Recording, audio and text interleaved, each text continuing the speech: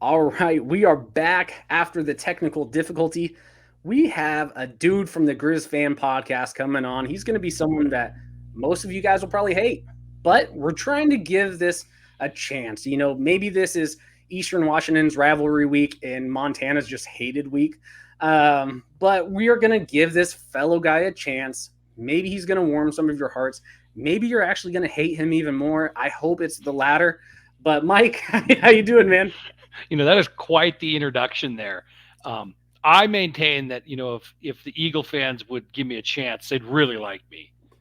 Yeah, probably. You're not when Griz win, you're not as brutal as like Chris Hammond. I mean, when they beat Eastern, ooh, good job. They beat Eastern in kind of our down year, and it is what it is. Idaho sucks. They should never beat us. But he goes at the bars to do live streams and he's unbearable. At least Mike, win or lose, you're always a pretty good dude. You can't act like you've been there before if you've never been there before. That is true. At least you guys have been there before, and you've been there multiple times.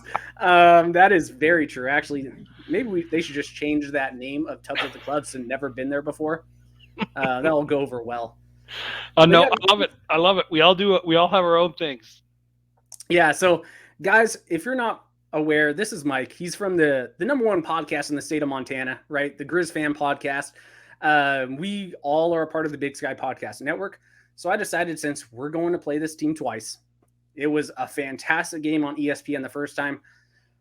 What better to get one of the experts who knows way more about the Griz than I ever will care to know. And, he follows Eastern Washington a little bit too. He watched us a little bit last week. So I thought it would be a fun show. Him and I could probably debate a little bit. We're going to go back and forth probably. I didn't prep really anything. I asked some questions on Facebook that maybe we'll go and get answers from both just Eastern and Montana.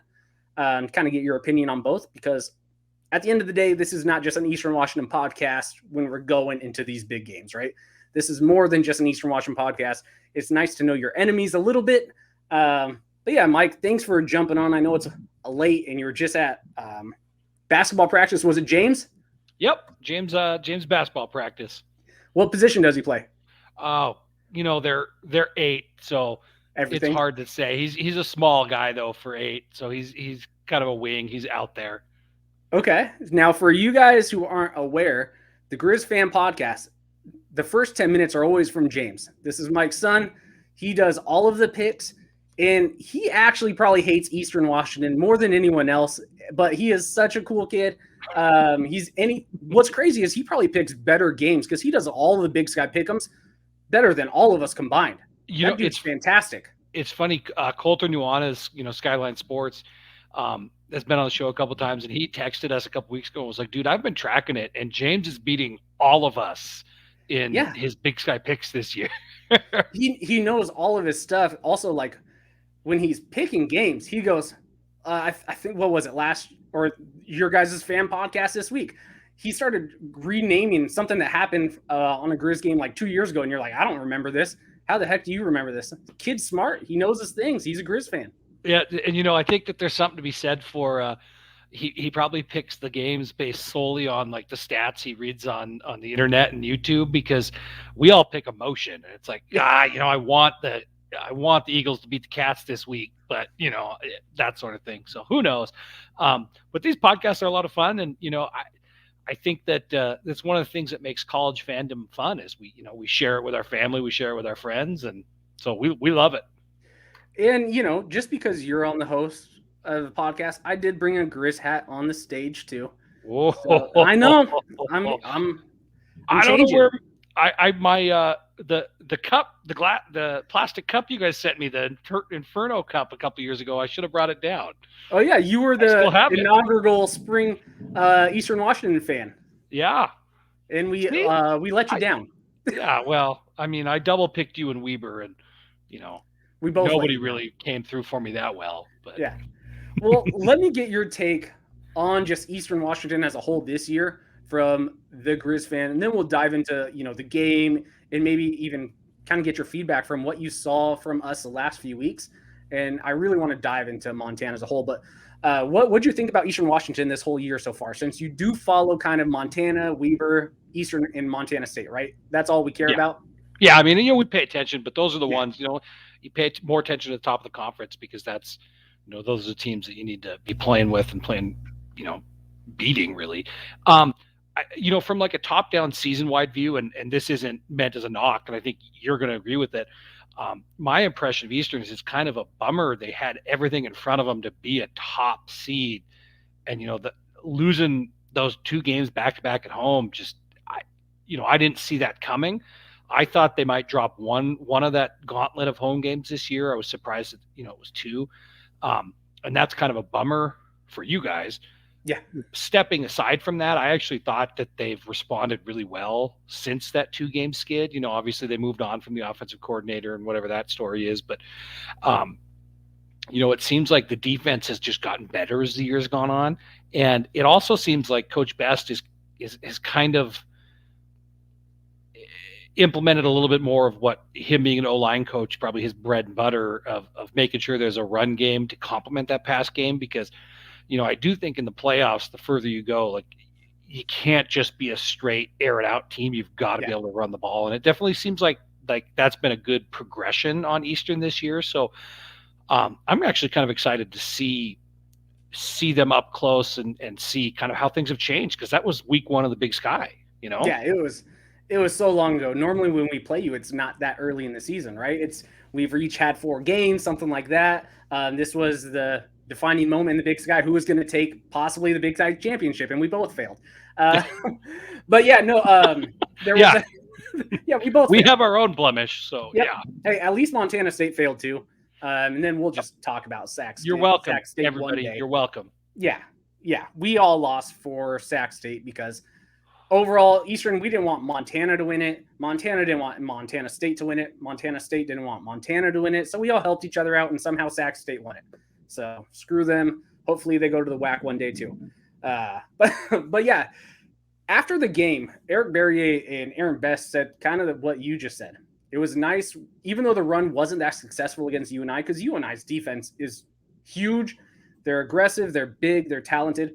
He said even though the run wasn't really working, we still had to do it because it still made them guess. And we played pretty conservative in that 4th quarter, really, because our defense was playing lights out. You watched the game, didn't you? Yeah, I did. Yep. What did you think about that game specifically? You mean your last game? Yeah, against Northern Iowa. Yeah, I mean, I thought it was interesting. Coach Best said after the game that Northern Iowa had the best defense that you faced all year. And I don't know that I believe that, but if that's true, it's kind of interesting on where the Big Sky stands versus where the Valley stands. I thought that whether it was successful or not, the commitment to the run kind of was important, and Eastern kind of showed like, hey, we can win a game that's not, Eric Berrier performing miracles by running out of sacks and finding some guy open down the field at the last second, So I think as far as kind of like putting on film, like hey, we're not just a finesse team. My takeaway was like, this is a good win. I like seeing a win like that because we don't get a lot of those where it's a pure slugfest defensive battle. Now we've had a couple of those games like Montana State. It was a slugfest defensive battle. The difference maker was our red zone defense was pretty good that game, where the rest of the game, Montana State was actually moving kind of forward as much as they could. That was kind of like the same thing when we played Montana in the first half of the game. We were moving the ball extremely well. We had still 263 yards of offense in the first half, but once we got to that red zone and a little bit closer to that red zone, Montana just shut us out. Like it was just really hard to move the ball past the 30. But it was nice to see Eastern Washington stop that from happening this time. It was one of those things where our offense has performed miracles all decade. We don't have too many defensive miracle games. And this was one of them to where our defense out-physicaled one of the more physical Valley teams. Now, I agree with you. I don't think UNI is the best defense we've seen. I think they're one of the best for sure. Their stats overall are pretty aligned with Montana for the most part, in terms of offense and even some defense, but I think Montana is a better defensive team. I think Montana State is a better defensive team. I think UNI is better than Weber defensively this year, and then I think their offense is about the same. So it's nice seeing our defense turn it on. But I do agree with you, if you were hinting at this, that Montana is probably the best defense we've seen all year. Yeah, though I will say that I don't know that the defense that Eastern saw of Montana's was their best performance of the year. Right. There were 2 starters out for that game, and there was a third guy that got hurt kind of early. So they didn't play a complete game like maybe they have against some of the other teams they've played this year. But obviously Barry is the best quarterback they faced this year by far. So I think that's all telling. It's going to be kind of interesting to see how those matchups work out this game. And it worked until it didn't, but it worked into the fourth quarter. And you look back on it, and we've gotten a lot of questions about, do we think Montana will adjust their defensive game plan to be more like what Montana State did, what Weber did, and even what Northern Iowa did a little bit, which wasn't really blitz the heck out of Barrier, but it was spy him and make sure your coverage is sound downfield. And the Griz certainly could do that, but the reality is that what the Griz were doing on defense was working if they hadn't had 2 terrible turnovers in the fourth quarter and then botched what was probably supposed to be a fake field goal. So not saying that the game went the way it went, but I think it's going to be interesting to see if they come back with a similar game plan and say, hey, no, we just need to do better, or if they change things up. And I have no idea what they're going to do. Yeah, that game was super interesting. It was one of the best games I've seen in a long time overall. Of course, there were some mistakes on both sides. You mentioned it. Montana was a few plays away from winning. Also, if on the flip side, to kind of counteract what you said, Eastern Washington was a few plays away from a blowout. Yeah. They dropped an early touchdown in the beginning of the game, and then one missed tackle on special teams, and now it's a 21-point game. So there's a couple differences where any team could have won on that given day, right? It was just the team who made the most plays at the end of the day. And what was the big difference was probably because of what you just said. There was a few injuries on the Montana defensive side of the board. You can see them, they were completely gassed. I don't think they definitely haven't seen an offense like Eastern Washington where we're going to just speed up the tempo and we're going to keep playing our game. Even if it's not working, we're going to keep playing our game. And it gassed Montana. But at the same time, Eastern Washington had a true freshman O-line starting because our other guy got injured. So we had to rotate a whole bunch of people. So it was different to see, because I think Montana's front seven is I'll say this, I'll give you guys a little bit of credit. It is the most fun front seven I have watched. I've watched pretty much all of Montana's games this year. Their defense, I wish it was on our team just because of how fun it is to watch. It's complimentary football. It is amazing to watch. It's fun. I mean, it's like, being aggressive and guys coming from everywhere, and it's fun, and they hit a lot. It's definitely, it's kind of a 3-3-5. So a lot of fans don't even know how to recognize it or how to interpret it. Yeah. But really it's a 3-3-5 that kind of morphs into a 3-4 in my opinion. Robbie Howe is kind of the in-between linebacker safety position. But it provides a lot of flexibility, and it's really designed for the 3 guys up front to kind of eat up space, and then the linebackers to, get pressure. And Patrick O'Connell, double-digit sacks, I think leads the conference in tackles for loss. And, it's fun. It's fun when you're hitting guys in the backfield. So what the Griz were doing against Barrier they didn't do anything special. Like, that is their defense. Like, they want to get to the QB. So yeah, he just made special plays when it counted. Yeah, right. No special player. Yeah, no other quarterback gets hit while launching the ball still 60 yards down the air. In the Big Sky. There's only one of them. I'll ask the Eagles fans to note that, when Kyler was fighting with the Southeastern Louisiana fans about who's better, Kelly or Barrier, the Griz fan pod was all in, backing up our conference foe here. So, just kind of keep that in mind. It's like your enemy of your enemy, Hey, you know what? Your enemy's close, I guess. The podcast guys will look out for each other. We'll also give each other crap. But I mean, if it was another Griz fan that was, rooting for us, I wouldn't give them the same acknowledgement that I gave you guys. I didn't say we were rooting for you. We were just that's true. out, that Eric Barrier would slash the Southland. Yeah, that we just think that the Big Sky Conference has tougher teams for Barrier to play. Yeah. Now let's. Portland State's probably easily a top 5 Southland Conference team. So Oh, easily. They could probably win the Southland, which is crazy. At least they'd be competitive.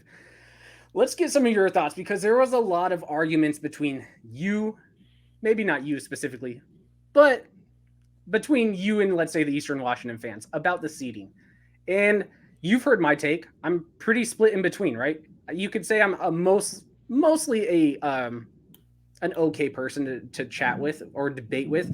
I'll just give my 2 cents, but then if I can make an argument for why it shouldn't happen, then that's my argument. Mm-hmm. But what is your opinion on the Eastern Washington fans? Because I want to get a little hostile and make them not like you as much because you're such a good dude. But what was your opinion on the fans and even players? Because you guys all hate Limu Jones right now. I don't hate Limu Jones. I mean, guy can talk all he wants. The stuff after the game, we're coming to Missoula. Yeah, you are. Yeah. You're coming here. Do you think there's a little overreaction from the comments of like, it's plastered everywhere, like this is such bulletin board material from you guys and also just Griz fans everywhere? They're like, what the disrespect from this guy? What's your thoughts on this? Well, I mean, I think that it's two things. I think one, we didn't have a game last week, so it's like they needed something to talk about. Okay. And Jones gave it to him. And I think too, just like, Eastern fans are upset that they didn't get seeded, Montana fans are bothered by people saying they didn't deserve a seat. And, I do think that, I don't know that teams need bulletin board material, but I mean, I do think the fact that Limu Jones said Montana didn't deserve a seed, the players know about that, whether he can cash that check. I mean, he had 200 plus receiving yards last time. So we'll see. People know that. I mean, I think it comes down to, don't lose to Weber State, who's a non-playoff team at home. And, Kyler, we've debated this because it's out of your guys' hands. But unfortunately, Jacksonville, whatever, backing out. Not Jack. Yeah. Jacksonville back right. out. And you guys having to play Central Washington. So then you only had 8 D1 wins instead of the 9. I mean, that's a bummer. But I think that's what it came down to. And, I think you guys had, I think you've said it, the toughest strength of schedule, and that's legitimate. I think that it was going to be hard for the committee to rank or to not give a Montana team with 9 D1 wins and a win over, then ranked UW, not get a seed over an 8-win D1 team, even though that 8-win team beat them. I actually think, though, that all 4 of those Big Sky teams deserve seeds. And I learned something interesting this week because I know that for a while there, a lot of your fans were all over UM's athletic director because he's the Big Sky Conference rep on the committee. And I just find it so ironic that they would think that he pulled the strings to not get Eastern seeded so that Montana could be in a bracket where they face Eastern, JMU, and NDSU if it plays out the way that, they might think. But not only so he was on our radio announcers podcast this week, and he asked him about kind of how it works. And I think we all know that the conference, the committee rep, you can't talk about your own team. Right. So it's like he can't talk about the Griz. But what I learned that I didn't know is that if your team is in the seeding conversation, you have to leave the room. You don't get to be part of the seeding conversation. Yeah. And in my opinion, that's screwed over the Big Sky.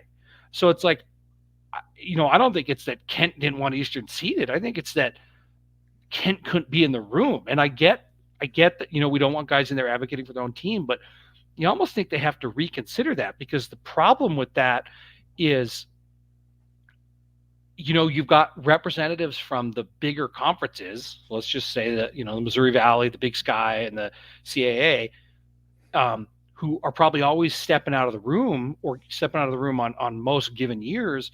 And then you've got all these representatives from conferences that should only get the auto bid and nothing else, and maybe don't have any business picking a field. And then all of a sudden you're getting seeded teams that I don't think deserve to be seeded. And they're, it's like, because we're trying to fare this out and stuff like that. So I think the system's broken a little bit, but I don't think there's any hope to fix it. It's definitely broken. To give you a little bit of backstory on probably why Eastern Washington fans were going that conspiracy route, which I don't believe in, but it's happened to us a few times. Northern or New Hampshire, their committee member was in 2017. Also, the Big Skies was Idaho State, or it was a team we didn't play in the Big Sky, but lost to Northern Arizona. Mhm. So it's one of those things where we're like, maybe there's some conspiracy theories on what's going on, And that year because was ridiculous. And I will say that a lot of Griz fans were right there with you that year, yeah, kind of saying yeah, this is ridiculous. yeah. Just because Case Cookus got ejected doesn't mean they deserve to be in the playoffs. They lost. It happened on the field. They Yeah. lost the game. You can't. Yep. This whole like, oh, if he hadn't got ejected, they would have won. Well, if the Griz top 2 running backs haven't been hurt all year, Yeah. maybe we don't lose 2 games. Are you going to give us the number 1 seed now? Right. I mean, that's a stupid argument. Yeah, it was ridiculous. But I do agree with you that, I mean, the Big Sky overall got screwed in the playoffs. You can look at Eastern Washington. We probably got screwed the hardest. But Montana got screwed. Sac State got screwed. UC Davis got screwed. We're playing all the toughest teams. Like, yes, Eastern Washington, we had a resume to be a seed. I really do think that. I think all the analytics and everything that shows us to be a top 5 seed, even like the Macy composite that has like 30 something different type of top 25s, or they rank everyone. They have us as a number 4 team. In Montana, I think it's number 5. Like, they're neck and neck. But yeah, their resume does play in picture, but the committee definitely overall screwed the whole Big Sky. UC Davis did not want to play South Dakota State, and it showed. Sac State, I can promise you, they don't want to play South Dakota State. Montana, if they had their chance, I bet you they would rather play us in the quarterfinals than play us in the second round, right? Mm-hmm. Plus, they don't want to go to JMU. They don't want to go to NDSU. Eastern doesn't want to do all that either, but hey, it is what it is. This is just the hand we've been dealt. But yeah, I don't believe in the conspiracy theory. I just want to get your opinion also, because you were an advocate that said behind closed doors, Eastern deserved a seed, and we did. Now we can all argue, did they deserve one over Montana? I don't know. No. Because, and I know we're getting stuck on the head-to-head, and Jones saying that then Montana State deserves a seat over Montana. That's ridiculous. Like, Montana State, Montana finished with the same number of Division I wins, and there ain't no win on Montana State's resume as big as Montana's win over UW. And I get that Montana State's win over Eastern's big, but so was Montana's win over the Cats. So it's like the problem there was we were this triangle. So, if one of us beat 2 of the others, then it's obvious. But because it became this triangle, it can't be as simple as, oh, we beat you head to head, so we deserve it over you. Well, then, then we're dumped out. Well, we beat the Cats. We deserve it over them. They're dumped out. Well, they beat you guys, so they deserve it over, And that's kind of what I said to you in our chat. I said, Montana deserves a seat over Montana State. Montana State deserves one over Eastern. Eastern deserves one over Montana. It's a free-for-all overall. Now they just got to look at everything else that happened. Now, Sac State, we can argue all that because they didn't play. They only played 2 of the top 5 teams, where at least everyone else played 3 or more. So that is kind of the difference, or at least top 6 teams, I guess. But yeah, let's dive into that first game, because that was such an epic game. It was on ESPN2. The crowd was actually pretty good for an Eastern Washington game this year, which this year's been pretty pathetic compared to all the other years we've had. I don't know if there's still COVID stuff with Washington. I'm not there, so I can't comment. I don't know if it's been the ticket prices, because ticket price has been extremely high. But that game, amazing atmosphere. I think you guys even commented on it. It was fun to watch. You guys didn't really notice the red as much when you were watching the game. At least great. That's a fun game to watch. Yeah. What maybe has Montana improved on since that game, besides getting just a couple more players healthy? Because I know the offense was really struggling when Cam went down, and you had a young, promising quarterback, Chris Brown, but he's too young. He needs to learn a little bit. I think he's got talent. He's too young. But what's changed since that game?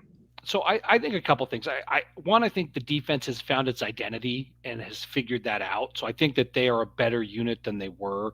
And, getting those 2 defensive starters back makes sense. But the other thing that I think people kind of take for granted is, Cam is a senior starter, but he's not a career starter. Like, this is his first year as a starting QB. And, our top running back, Marcus Knight, who in 2019 was the newcomer of the year, 20-plus touchdown. He's a beast. He tore his ACL in spring camp, and so he's been out all year. Our second string running back, and they were really a platoon, Osmo, broke his ankle, I believe it was, in fall camp. made it back, had one carry, hurt again, actually made it back last week, one carry, hurt again. So it's like Yeah. our second string running back has 2 carries all year. Yep. And so those younger running backs were trying to figure out who they are. And then they've kind of been injured in and out. Well, yeah, the guy who ran against Eastern Washington, who's kind of your number one back right now after injuries, he was out for half the season too, right? Yeah. After the Eastern game? Yeah. And so, it's like, but now they kind of understand their roles and their identities a little bit more. We've got Harris and Childs back there, and they kind of both do some things well. It's not a strength for us, but I think that is they're better than they were because they've got more reps, and a big thing with running backs, especially in our offense, is they need to be able to pass block. Yeah. And people take for granted, when you're getting to your third, fourth, and fifth string running backs, and we're at that. And we'll talk about him in a second. Even if those guys come in and can do some speed and run, they don't read their blocks as well, and they don't know how to block the same way. But the reps, that gets better. So I think that's something that really makes a difference. One of our kind of spark plugs got hurt in that game, our slot receiver, Sulcer, and hasn't returned. So the kid that was supposed to be a true freshman, he was in high school last year, Junior Bergen, who was huge in the Griz Cat game 2 weeks ago, stepped in, and he was supposed to be a slot receiver for us, and they converted him to a running back for depth. Yeah. And he started games and was, I don't think he still is, but he was the leading rusher on the team. And so that was big. But now that we've kind of got two of our, at least, the third and fourth string guys back, he's been able to shift over and fill that slot receiver position that we kind of were missing since our guy Sulcer got hurt in the first half of that game against Eastern. So you kind of put those together. Then the other thing that happened when Cam Humphrey got hurt, because he hurt himself at the very end on that last drive and our freshman came in, is, our freshman QB has a lot of talent, but he just needed more reps, and he got progressively better. But he needed a security blanket, and so he started throwing the ball to our freshman tight end, Cole Grossman, who is a much bigger part of our offense now than he was. And for people that don't know, Cole Grossman was the guy who actually had the chance to catch the ball in the end zone the last play of the game. If it'd been 6 inches lower, he probably catches it because it touched his hands. Yeah. So I just think that our offense isn't great by any stretch, and no one is going to confuse it for that. But they've gotten more consistent where they're putting first downs together, and their thing is if they can start to finish, it's a dangerous team. But if they don't finish, they're in trouble. And I think that's really what it's going to come down to is, if the Eastern D can keep the Montana offense struggling, that's probably going to be the game. Because I think that, Barrier is going to win some battles on the other side of the ball, and the Griz defense are going to win some battles on the other side of the ball. But if the Griz can't really score, the margin for error against a guy like Barrier is just too much. Well, what makes this game so exciting is because normally you have some strengths on weaknesses, some weaknesses on strengths on both sides of the ball. There's not. Montana's playing their strengths versus our strengths. We're playing their weaknesses versus our weaknesses, right? That's what makes this game so fun. And prior to that first game, I said, this is the only game, because I do predictions all the time, and a lot of times I'm right. I thought Eastern Washington would go 9-2 before the season started. We did. I thought we'd lose 2 games back-to-back. It was just 1 week earlier. I thought we were going to lose to Montana State and UC Davis, but we lost to Weaver and Montana State. So that's what I predicted. But when I was talking about this game in the first time, I said, this is one of the only games I don't know what's going to happen. I can see this being a 3-point win on either side, and I can see it being blowouts on either side. Now, I don't think we'll see blowouts. I think you have a little bit of a different opinion on that after listening to the Griz Fan podcast this week.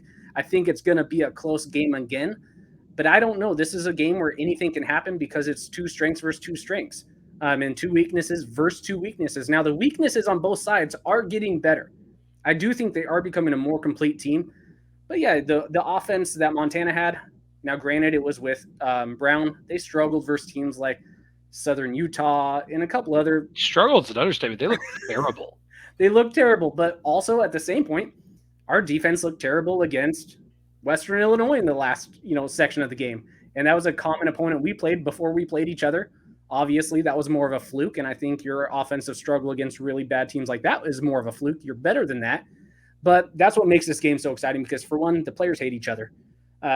There's an intensity. Yes, we're not the same aspect of Griz Cat, not even close, but probably, and maybe Mike can correct me if I'm wrong, you probably hate us the second most. Um, something like that. I'm sure the team doesn't like us that much. Overall, I mean, you can see with the basketball games, with football, there's always an extra layer of intensity when these two teams play, which makes the game pretty freaking exciting. Absolutely. No, there's definitely some intensity. I mean, it's nearby. We've been in the conference together for a long time at this point. Montana's traditionally recruited several Washington kids, and we always have a Washington presence on our roster. So it's often that some of the guys on these teams, know each other from earlier, either playing each other again in preps or even playing with each other. So, I mean, there's no doubting that it's a fun game. And, I know people get kind of caught up on like, are we rivals and yada, yada, yada. I mean, it's like, I think good conferences have more than one rival. Obviously, Montana has one true dominant rival, and that's going to be Montana State because it's a statewide thing and it is what it is. But I mean, even since I was a kid, going back and forth, like, I mean, Eastern's always been a team that Griz fans look forward to playing and they want to win. And I think it's true the other way around. I think that I think that the Eastern program has used as a legitimizing measure stick. Hey, we've been ahead of Montana recently, or I think that matters. Well, these are historically the best two teams in conference history. I mean, just with their postseason resume and wins and all that, Montana definitely number one. Eastern Washington's passed everyone else in the number two spot with the titles and going to multiple plus all the semifinal appearances. Now, yes, it's been mostly in the last 10, 15 years, but super dominant. Right super dominant. Let's get through a couple of questions that we got online that I want your opinion, my opinion. Let's see here. What's the key? Because I want your opinion on this too. What's the key for Eastern Washington to get the second win over the Griz? What does Eastern Washington need to do? And then we'll backtrack that and I'll explain what Montana needs to do. We're going to give each other a little bit of love. What does Eastern need to do? I mean, I think Eastern needs to play their game, and Barrier needs to be able to connect on passes and beat the Griz secondary.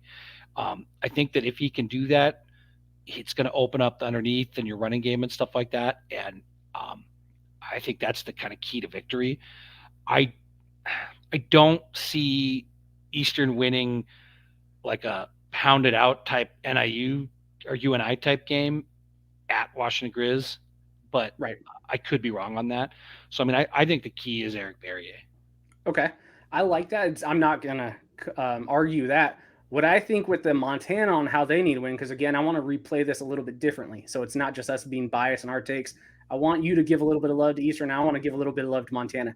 I think how Montana wins, for one, you guys have a much better special teams across the board, from punting to kicking. Field position is going to be key.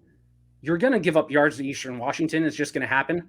But the difference from giving up 30 yards on a drive or 80 yards is massive. So field position is going to be key, because if Eastern Washington can't get out of their side of the field because they keep punting and kicking us into the fives, that's going to be really tough to get past Montana. But then the next thing, Montana, they need to try and establish a better run game. They've really struggled in the running department. That's their weakest aspect of, in my opinion, maybe I'm wrong on that. Nope.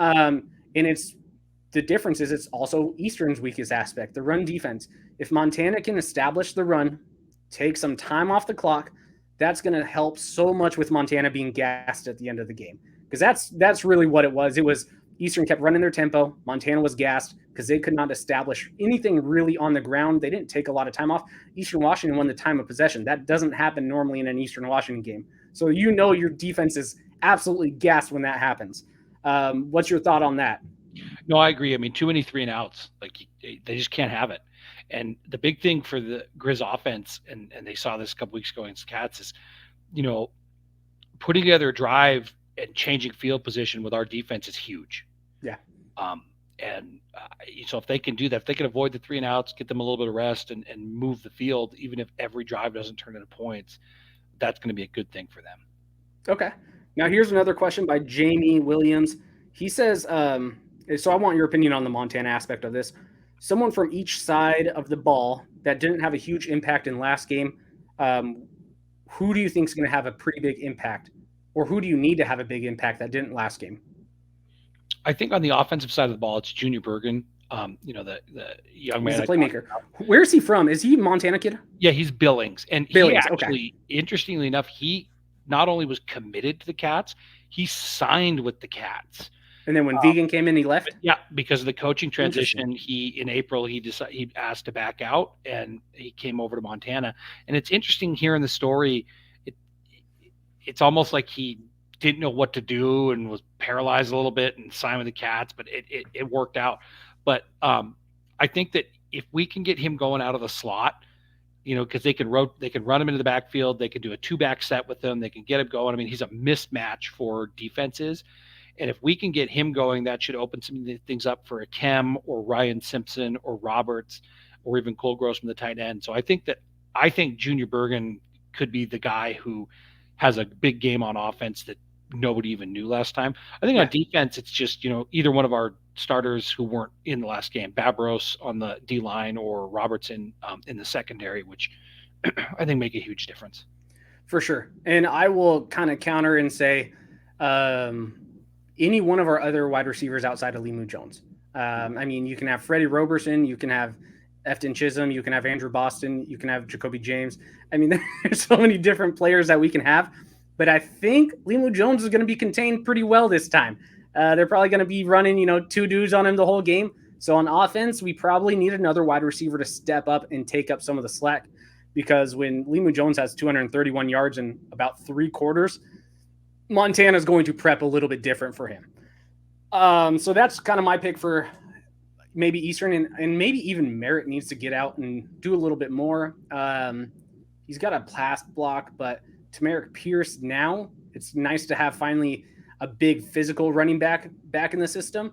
But yeah, I'm going to say one of the wide receivers. But then on defense, man, this is going to be a cop-out answer and not even following the rules.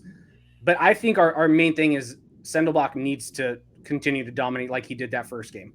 He was everywhere, and I think he is really the pride and joy of our team from the defensive side. He starts everything. He gets everyone riled up. When we didn't have him for the Montana State game, that is the only time really the middle of the field was completely open every single time. And we couldn't stop the run because we didn't have that physical linebacker who can go everywhere, call plays on how it is. So that's a little bit of a cop-out, and I did not play with the rules, so who cares? This is my podcast, not any of yours. This is another question, and I want to get your opinion on both.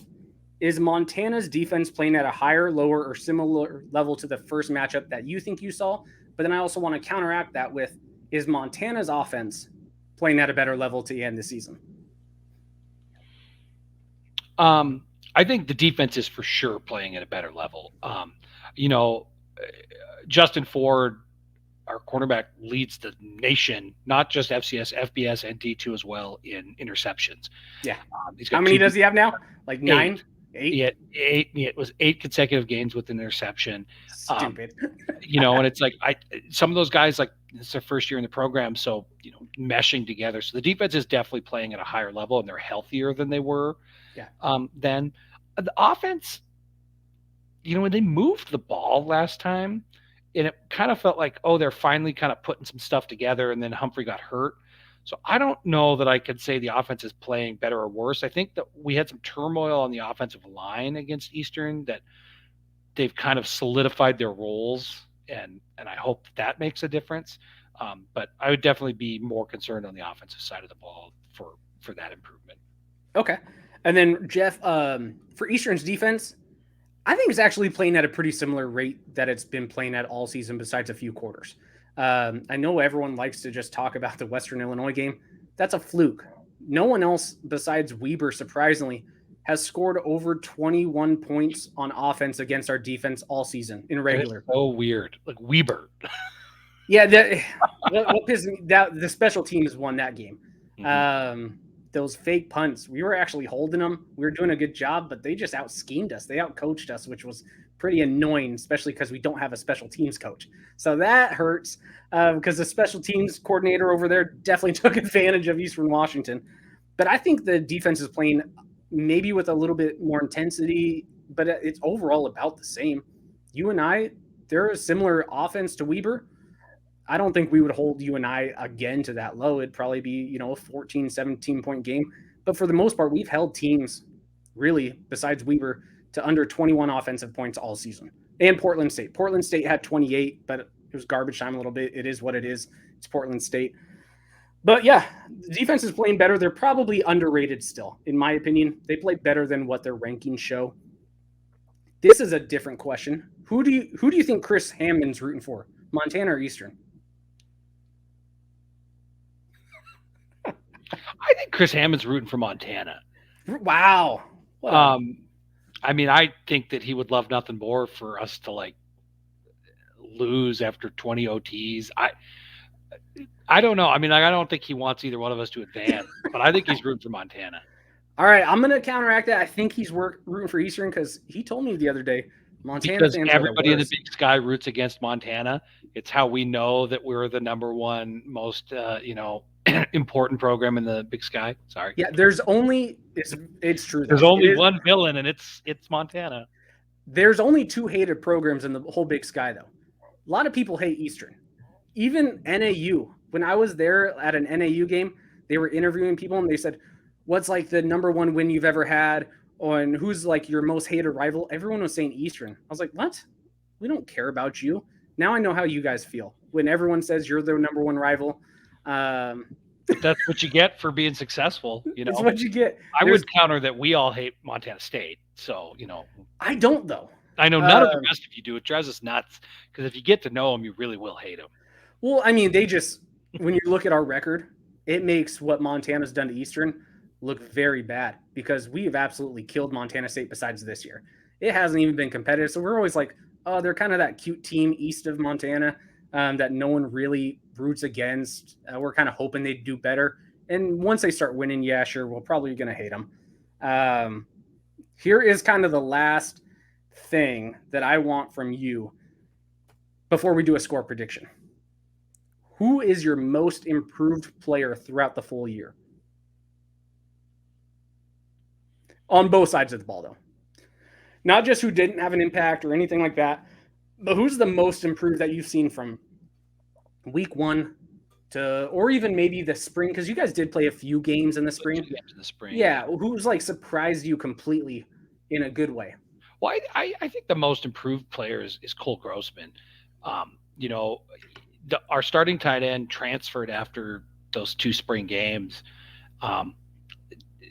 So I think his role changed a little bit throughout the season. I think he's probably been the most improved, but there's several. I mean, you could make the argument Junior Bergen wasn't even supposed to be playing. So, I mean, yeah, on offense, you could go up and down the roster and find guys. On defense, most improved, I think just kind of gelling in the offense. It's our other main corner, Hicks Onu. He's really come to his own, and some people would argue he's a better cover corner than Ford. It's just Ford kind of gets the attention because he goes up and he gets. He's like Diggs from Cowboys. You're either going to burn him or he's going to burn you, and there's no in between. So I mean, I think that I would put that out there. I'd also give a shout out to Cheney Washington's own McGoran, who love him, signed with the Griz, and we get him for 3 more years after him. This is his freshman campaign, but he's been logging a lot of solid time on the D line and doing nice. Well. So I hate when so Eastern Washington fans, they get so mad when a Cheney person plays at another school, and I go, just put yourself in that kid's head. He's been around this little town. Do you want to still play in the exact same town that you grew up in? I wanted to move when I was a college kid. I was like, get me on the other side of the state. I want to experience something new that's not right next to my family. Mm-hmm. So if I was a Cheney kid playing, I probably would go and play at a Montana or an Idaho if someone was recruiting me. It's not anything bad about the Cheney program. It's just get out while you can. Okay. For my side, I think Dennis Merritt was the big surprise this year. And I know a lot of what I listen to online is people think he's only scoring touchdowns on like the 1-2 yard line. He's one of the most versatile running backs we've had. He's a threat of a wide receiver. He's probably in the top 20 in the Big Sky in receiving yards too. You can use him on screens. You can use him as a true running back. I think it was pretty cool to see what he was able to do this year. And now it's nice we have finally our starting running back finally back, who's going to create some third down scenarios for us. But that's my most improved player that I've seen throughout, the previous seasons to now. I did not expect Merritt to pretty much lead the FCS in touchdowns. That was pretty rare. I could see Eric Berrier doing it and stuff like that, but I did not think Dennis Merritt would do that. So that's about all I have for you. Besides, I want to hear your score predictions. And do we need to make a bet out of this? Oh, man. A friendly wager, because you're councilman. You can't take bets anymore. I guess it depends on what the bet is. I'm open to that. So, yeah, what do you have in mind? Man, I was hoping you would brainstorm some things. I mean, we could do the solid. Whoever loses has to put something the other team on and put it out on your pod's Twitter. Solid. I could do that. I already have a Griz hat. It is what it is. I don't have a Bobcat hat, if that shows you anything. Yeah, I mean, I'd probably have to find in Eastern Washington. You just wear that cup on your head. Yeah, fair. That seemed a little bit lame, but I mean, we can do that. It's like you got to put it out there. Okay.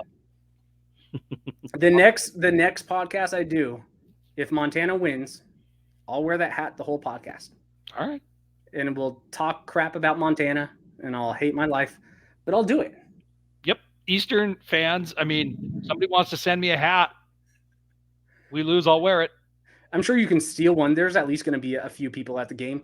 Just go steal one. Have James do it. No one's going to punch a kid.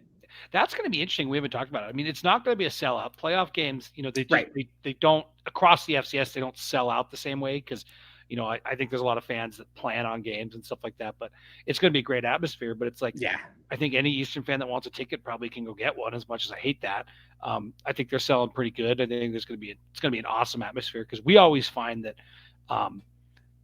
the playoff games, even with the smaller crowds, are better atmospheres because it's the fans that care and want to be there the most. So I mean, Thanksgiving weekend's brutal for everyone. Brutal. Even James Madison, when they were averaging over 20,000 fans, they get 7,000 during Thanksgiving weekend. So, but second round gets a little bit better. I anticipate Montana's probably because of the trajectory of Montana this year. We always joke around, but Montana looks like they're truly coming back to dominance. I don't know about, will they have the same type of dominant feel like the early 2000s? Probably not, but they're a legit team. So I bet the crowd's going to be good. That's one of my pet peeves because it's like, they might not be in the national championship, 4 of the next 6 years, but like they're the last be in full the top season 10. they played, they were, in the final 8 teams in the tournament. Right now they're in the final 16. They're playing to be in the final 8.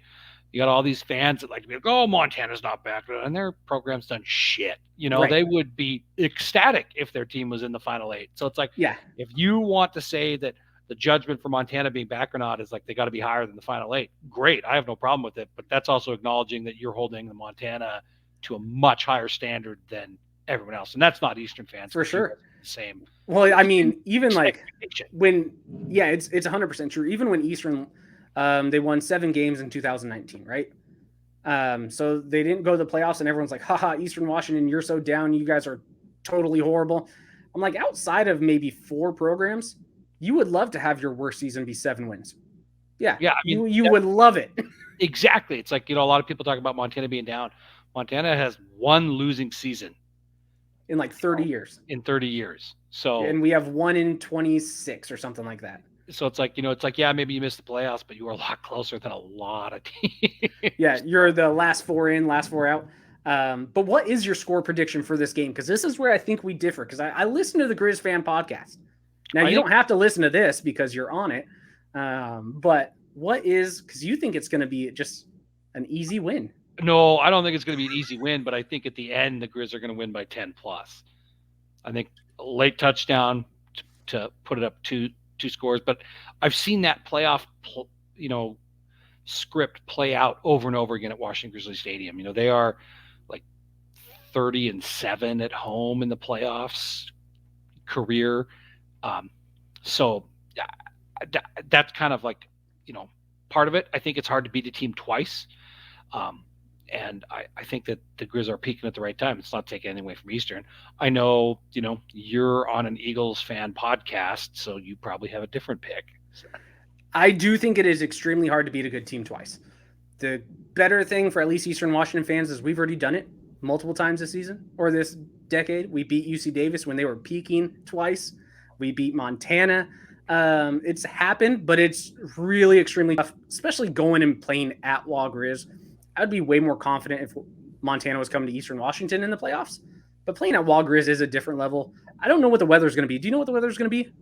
It's going to be, well, the high for the day is in the 40s. So it'll be in the 30s probably, and maybe a little bit of rain, but it's supposed to be a decent day. Okay. Yeah, the cold I don't think bothers anyone at Eastern. They're like 6-0 in the cold. Eric Barrier is. Okay. They are though. The record for touchdowns in a playoff game was below 30 degrees. Eric Barrier threw 7 against Maine. Right. But rain is a different aspect. Mm-hmm. It doesn't rain that much in Cheney. Rain makes it for sloppy play, and I think that does favor Montana if we're looking at sloppy play. But also playing at Wall Griz is just going to be difficult. I'm never going to pick Montana to win though.